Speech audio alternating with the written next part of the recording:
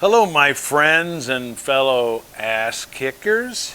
Today I'm going to take you back in time to the first Qigong posture I ever learned, and surprisingly, where I learned it.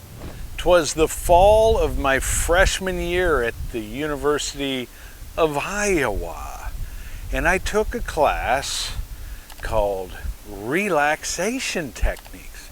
I thought it would be really difficult. I might not get an A. Anyway, I found out that relaxing and relaxation techniques are not just relaxing that way. It was actually to be in a posture. And in this posture, when you're shaking and shimmering and your body's quaking, that you have to learn to relax in that posture. Little did I know that this first exercise we were given by this Tai Chi master from China was going to be so difficult. He said it was the horse riding posture.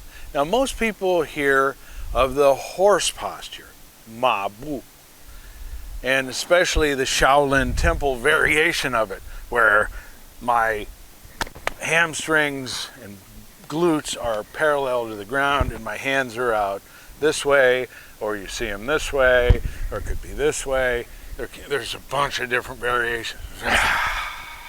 Here you go, Shaolin MaBu. This particular teacher didn't want us to be in a position where we didn't move, at least where we didn't move our feet, or was it the upper body? Which was it? What he wanted was us to be in this stable horse stance from the waist down, getting to this position.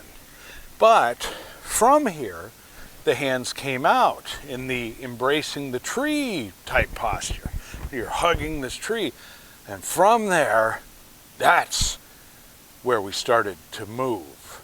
And what was that movement? I'll show you. Again, horse riding posture.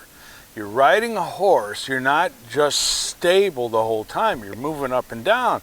But that's not what he wanted. He wanted us moving. Looking at our fingers as though there's the subtitles of a foreign movie, and then twisting back, looking off into the distance, but being aware of the fingers as we move. Here we are. Control the breathing. Relax the muscles.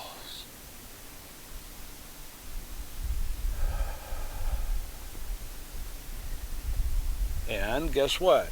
We had to do that for 2 minutes in order to pass the class.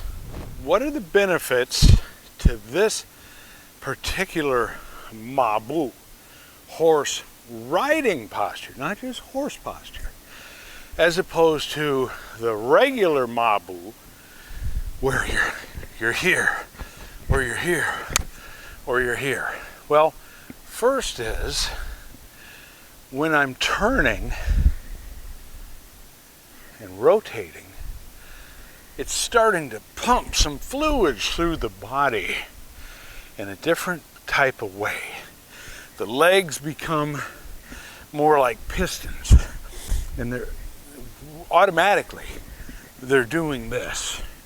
The other thing that's happening is the kidneys and all the other internal organs are getting nourished.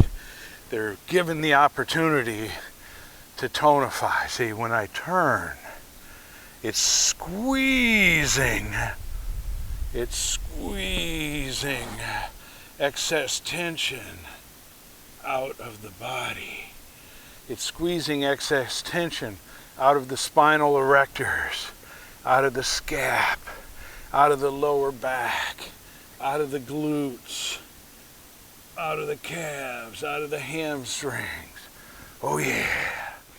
There are people who will tell you that getting into this Shaolin MaBu and holding the position for 5 minutes, 10 minutes and longer made them not only stronger, but more flexible. Well, look at the position. There's some that you see in there, here this way, all right, that should make you more flexible too when you're holding for time, but it's not necessary to be that wide. And why? Because you can't freaking move. It's all about being able to move. This is why this horse riding MaBu, and you can have your toes straight ahead or turned out, whichever you prefer, whichever is more comfortable. But on here, see, I'm moving, I'm twisting, I'm simulating what I'm doing on a horse. See, where I'm moving up and down. There's a little bit of pumping action going on. Yes. And that is why I think this one is better. But it's up to you. I don't really care. I don't have control over this situation. You do. Now that I've covered the benefits and the techniques of the horse riding posture, make sure you do me a favor and pass this video on to somebody who can benefit from it. And while you're doing that, also hit the like button and notifications button, all that sort of stuff. And feel free, you're totally free to leave a comment below. That's always awesome. And now that I understand how to type, I can answer you. In addition to that, make sure you get my best-selling book, Combat Conditioning, as well as Psycho Cybernetics. And we'll see you on the next video.